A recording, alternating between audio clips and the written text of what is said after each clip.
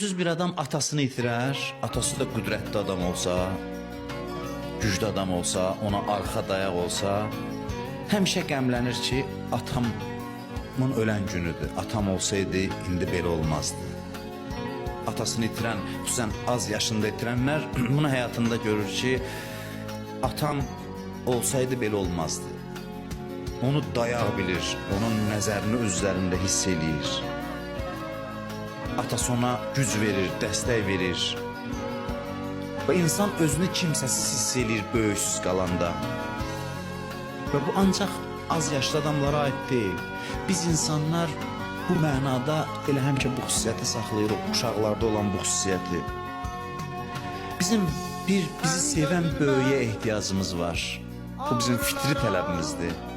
Biz istəyirik ki, bir nəfər bizə diqqət ayırsın, bizə məhəbbət göstərsin. Böyük bildiyi